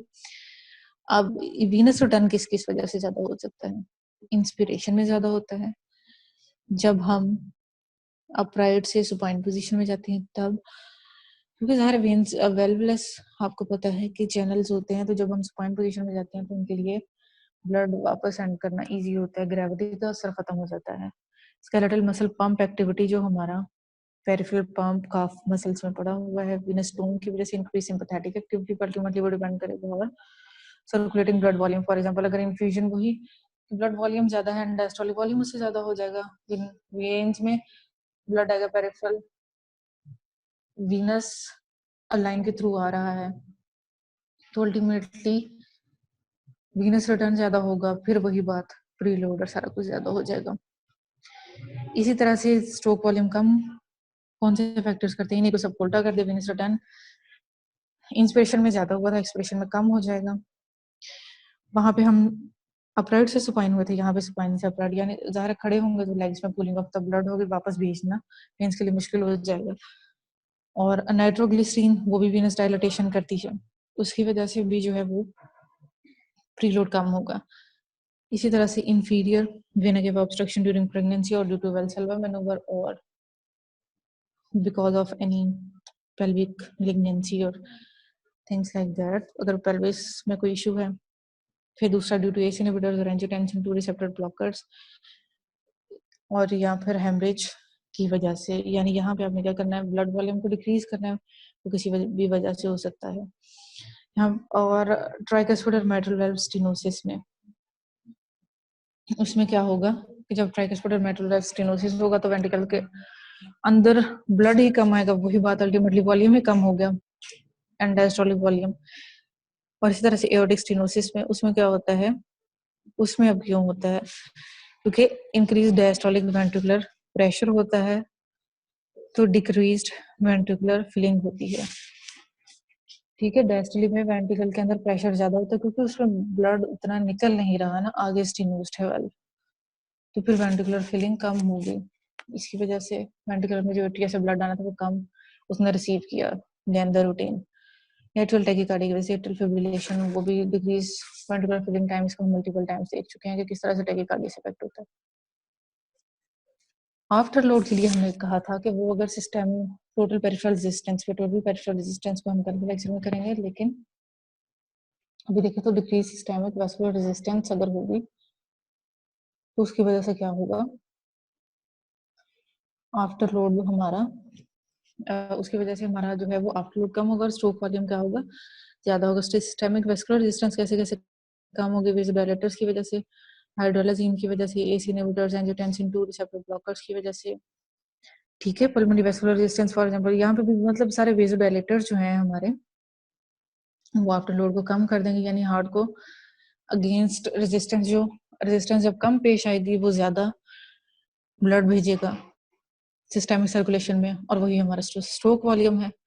ठीक है, और जहां पे रेजिस्टेंस ज्यादा होगी उसकी वजह से जो है वो हार्ट को ब्लड सिस्टम सर्कुलेशन में पंप करने में ज्यादा मसला आएगा और वो नहीं कर सकेगा। आगे प्रेशर जब ज्यादा मिलेगा, और आगे प्रेशर कहाँ पे ज्यादा मिलेगा, हाइपरटेंशन में, यानी ब्लड प्रेशर जब वेसल्स में ज्यादा है, सिस्टमिक हाइपरटेंशन में और एओर्टिक वेल्व स्टेनोसिस में। अब एओर्टिक वेल्व स्टेनोसिस जो है वो दोनों तरह से काम कर रहा है, प्रीलोड भी कम करता है और आफ्टर लोड भी कम करता है।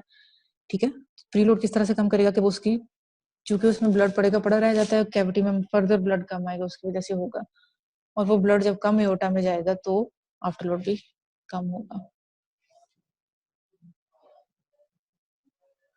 कम जगह, सॉरी आफ्टर लोड ज्यादा होगा, मुझे लगता है मैं तेजी में गलत बोल गया। अच्छा, 2 फैक्टर्स हो गए कि हम क्या पढ़े, factors that increase stroke volume and decrease. तीसरा जो फैक्टर है आफ्टर लोड और प्री लोड डिस्कस कर लिया। तीसरा मायोकार्डियल कॉन्ट्रैक्टिलिटी, ज्यादा जब होगी तो स्ट्रोक वॉल्यूम ज्यादा होगी, ये भी पीछे हम लोग देख रहे हैं। Positive inotropic effect, sympathetic inhibition, beta 1 receptor मतलब सिंपैथेटिक एक्टिविटीज में ज्यादा करवा देगी, कैटेकोलामीन्स की वजह से ज्यादा होगी, बीटा 1 रिसेप्टर एक्टिवेशन की वजह से, जैसे कि हमारी जो है वो एंडोक्राइन डिसऑर्डर्स में हो सकती है, फिर क्रोमोसाइटोमा में हो सकती है, थायराइड हार्मोन्स में, ये हम लोग एक दफा हार्मोन्स भी एंडो में देख लें तो उसमें भी देख लेंगे। डिक्रीज एक्स्ट्रा सेलुलर सोडियम यानी हाइपोनेट्रीमिया में, ये आपने याद रखनी है। हाइपोनेट्रीमिया में क्या होगा कि सोडियम कैल्शियम एक्सचेंजर की एक्टिविटी डिक्रीज हो जाएगी, वही कम सोडियम मिलेगा तो एक्शन पोटेंशियल जो है उसमें हमारा मसला आएगा और उसकी वजह से कॉन्ट्रैक्टिलिटी ऑब्वियसली इफेक्ट हो जाएगी।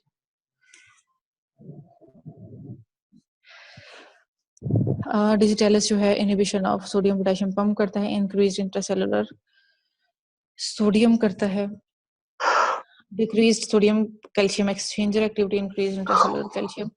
दोनों तरह से जब जहां पे भी एक्स्ट्रा सेलुलर जो है मतलब सोडियम पोटेशियम एक्सचेंजर जो हमारा काम करता है, उसमें यही कहना है कि वो क्या करता है कि हमारी एक्स्ट्रा सेलुलर सोडियम पे डिपेंड कर रहा होता है, सोडियम के ग्रेडियंट पे, सोडियम एक्स्ट्रा सेलुलर से जो है वो इंट्रासेलुलरली मूव करवाएगा और कैल्शियम को अपोजिट मूव करवाएगा। कैल्शियम जब सारी सारी सेल्स के अंदर पड़ी रह जाएगी तो उसकी वजह से एक्शन पोटेंशियल में भी हमारी आसानी हो जाएगी और कॉन्ट्रैक्टिलिटी है वो भी ज्यादा हो जाएगी।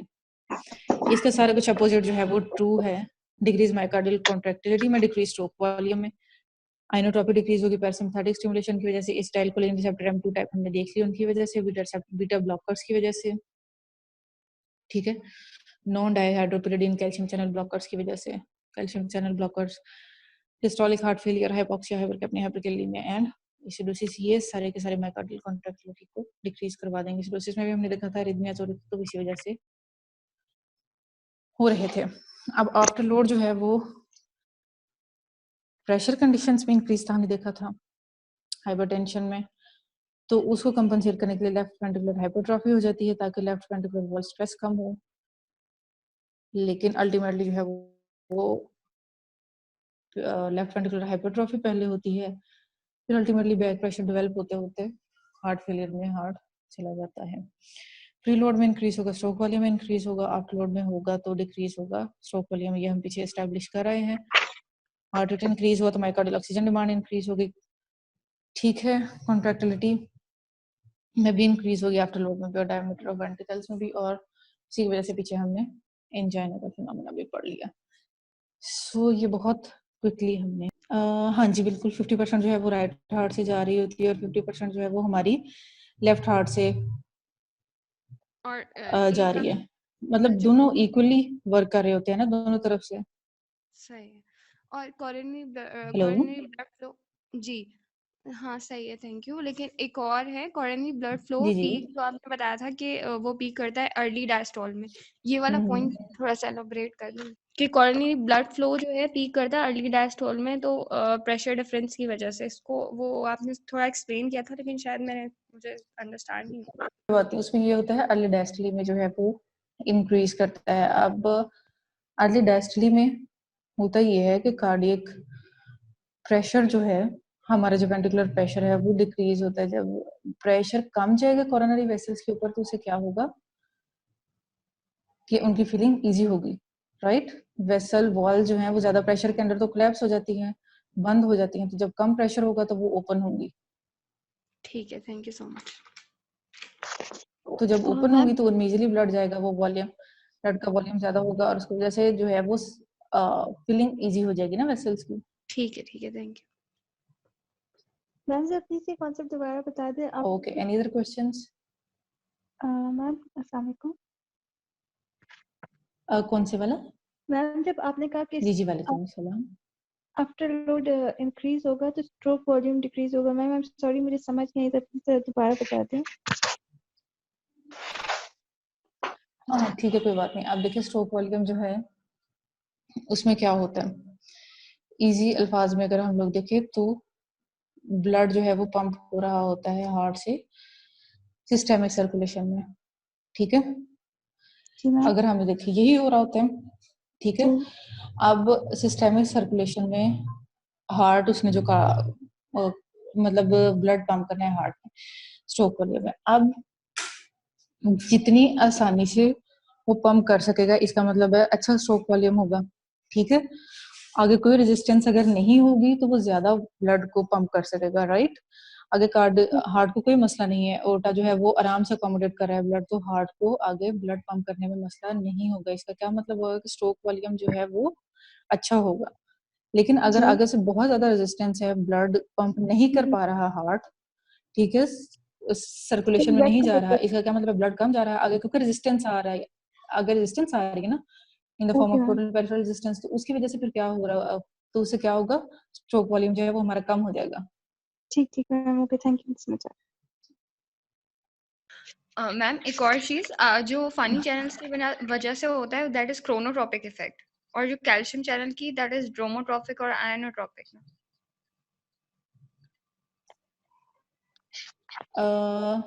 सॉरी मुझे समझ नहीं है, मुझे आपने क्या कहा है अभी, आपने एक तो ड्रोमोट्रॉपिक इफेक्ट का कहा है ना। नहीं, जो क्रोनोट्रॉपिक इफेक्ट होता है वो फनी चैनल्स की वजह से होता है। अच्छा, और कैल्शियम चैनल की हाँ वजह से हाँ जो हो रहा है, जो एल टाइप कैल्शियम चैनल की, वो ड्रोमोट्रॉपिक और आयनोट्रॉपिक इफेक्ट है, यही बताया ना। हाँ बिल्कुल यही, हाँ हाँ बिल्कुल मैंने आपको यही बताया, लेकिन ये कि जो इवन क्रोनोट्रॉपिक में भी मतलब मेजर कंट्रीब्यूशन जो है ना वो हमारी कहाँ से आ रही है, फनी सोडियम चैनल्स की वजह से, और माइनर कंट्रीब्यूशन जो है ना वो कैल्शियम चैनल्स की भी आ रही होती है, ठीक है। लेकिन ठीक है। आपने मेजर अगर एक ही आपको बात चूज करनी है, एक ही बात याद रखनी है, तो वो फनी सोडियम चैनल्स को आपने याद रखना है, ठीक है। और जो कैल्शियम चैनल्स है हमारे, वो सेकेंडरी रोल है, और उनका मेजर रोल कहाँ पे होगा, ड्रोमोट्रॉपिक इफेक्ट में और आइनोट्रॉपिक इफेक्ट में। आयनोट्रॉपिक, सही, thank you. Okay, any other questions? Ma'am अगर इंक्रीज स्ट्रोक वॉल्यूम हो with constant total no peripheral questions, resistance, thank you very much. Excuse me जी जी जी जी मैम, जी जी। अगर इंक्रीज स्ट्रोक वॉल्यूम है और कांस्टेंट टोटल पेरिफेरल रेजिस्टेंस होगी और डायस्टोलिक प्रेशर भी कांस्टेंट, तो मीन आर्टीरियल प्रेशर और पल्स प्रेशर पे क्या इफेक्ट आएगा उसका? अच्छा देखिए, हमने जो है वो अगर आप लोगों को शुरू में हम लोगों ने जो फॉर्मूले डिस्कस किए थे, डेफिनेशंस डिस्कस की थी, ठीक है, उस डेफिनेशन में स्ट्रोक वॉल्यूम जो है वो कहाँ पे फिट हो रहा था। स्ट्रोक वॉल्यूम जो है वो उसकी डेफिनेशन अगर हम देखें तो वो एंड डायस्टोलिक वॉल्यूम है और एंड सिस्टोलिक वॉल्यूम है, राइट। अब आपका जो क्वेश्चन है वो आपने ये पूछा है कि स्ट्रोक वॉल्यूम इंक्रीज हुआ है, टोटल पेरिफेरल रेजिस्टेंस जी सेम रही है, कांस्टेंट, ओके कांस्टेंट रही है, और डायस्टोलिक प्रेशर भी कांस्टेंट। अच्छा डायस्टोलिक प्रेशर भी कांस्टेंट है, और आपने कहा है कि टोटल पेरिफेरल रेजिस्टेंस भी कांस्टेंट है। अब आप ये देखना चाह रहे हैं कि इसका mean mean, arterial pressure and pulse pressure. Ma'am ये एक एमसीक्यू था, मुझे समझ नहीं आया था इसमें। अच्छा मीन आर्टीरियल प्रेशर और पल्स प्रेशर पे क्या फर्क पड़ेगा। अब आप देखिए, अगर हम लोग वापस जाएं तो जो मीन आर्टीरियल प्रेशर था उसके फॉर्मूले में क्या चीज आ रही थी, कार्डियक आउटपुट और टोटल पेरिफेरल रेजिस्टेंस आ रही थी, राइट। अगर उस फॉर्मूले से हम उसको देखें, अब टोटल पेरिफेरल कार्डियक आउटपुट में क्या चीजें थी, दो हार्ट रेट था और स्ट्रोक वॉल्यूम था, राइट। अब हार्ट रेट को अगर कांस्टेंट रखे हम, टोटल पेरिफेरल रेजिस्टेंस को कांस्टेंट रखे, लेकिन स्ट्रोक वॉल्यूम का इंक्रीज करेंगे, तो इससे अल्टीमेटली कार्डियक आउटपुट भी इंक्रीज होगी और मेन आर्टीरियल प्रेशर भी ज्यादा होगा, राइट। सही में, ठीक है, और पल्स स्ट्रोक वॉल्यूम प्रेशर से भी देखिए इंक्रीज हो कार्डियक गया। आउटपुट, सॉरी आप ना आवाज ड्रॉप हो रही है, पल्स प्रेशर भी और आपने, इंक्रीज है ना? बिल्कुल बिल्कुल बिल्कुल, ठीक है, क्योंकि ये वो ठीक वाला है, थैंक फॉर्मूले यू। से आप याद रखें ना, अगर कार्डियक आउटपुट वाले से, फिर आपको आसानी हो जाएगी, ठीक है। जी थैंक यू मैम। और मैम एक रीनल से क्वेश्चन था कि रेनिन का मोस्ट पोटेंट जो स्टिमुलेंट होता है वो हाइपोटेंशन है या सिंपैथेटिक स्टिमुलेशन से? अच्छा इसमें यह है कि हम लोग, मेरे लिहाज से अगर देखा जाए इसमें स्टिमुलस तो इसके दोनों ही हैं, ठीक है, लेकिन अगर जी मैं मोस्ट इसको पोटेंट करूंगी, कुछ। हाँ हाँ, तो अगर मैं मोस्ट इम्पोर्टेंट इसमें लूंगी, हमने 3 चीजें पढ़ी थी उस दिन, आपको याद हो कि जहाँ पे 3 चीजें जो है वो डिटेक्ट कर रहे थे ग्लोमेरुलर जक्स्ट्रा ग्लोमेरुलर एपरेटस के लेवल पे। 3 चीजों की वजह से जो है ना वो हो रहा था, सिंपैथेटिक एक्टिवेशन भी हो रही थी, ऑरिनल आर्टरी हाइपोटेंशन या सिस्टमिक आर्टरी हाइपोटेंशन भी इवन हो सकती है। और दूसरा जो है वो सोडियम डिलीवरी जो है वो कम हो रही थी। ये तीनों चीजें ही थी ना, ठीक है। अब इसमें से अगर आप मेरा देखें कि मैं इसमें किस पे जाऊंगी, तो आई विल फेवर हाइपोटेंशन, ठीक है। हाइपोटेंशन जो है वो मुझे लगता है कि that is the primary mechanism. Sodium और हाइपोटेंशन की वजह से ऑब्वियसली अल्टीमेटली सोडियम डिलीवरी जो है वो भी कम होगी। तो मेरे हिसाब से जो है, अगर हम इसका कॉन्सेप्ट देखें मैम तो अगर एक दोनों का सिंपल, ऑप्शन हो तो सिंपैथेटिक के बजाय हाइपोटेंशन को ही टिक करेंगे फिर? हाँ मैं तो हाइपोटेंशन के फेवर में, क्योंकि जो मेन मैकेनिज्म है जिससे सारी की सारी जी एक्टिवेशन हो रही है दैट इज हाइपोटेंशन। हाइपोटेंशन की वजह से डिक्रीज सोडियम जो है वो डिलीवरी हो रही है। और बेसिकली अगर आप देखें सिंपैथेटिक एक्टिवेशन जो हो रही है वो भी तो इन रिस्पॉन्स टू हाइपोटेंशन ही हो रही है ना, सिंपैथेटिक एक्टिविटी भी खुद ब खुद तो नहीं हो रही। ठीक सिंपैथेटिक है, थैंक यू एक्टिविटी को मैम। भी तो एक मेरी स्टिमुलस चाहिए करेक्शन ना। थोड़ी। जी thank you. Okay, any other questions? Okay, thank you very much, that's all for today. कल मुलाकात होती है इंशाल्लाह आप लोगों से।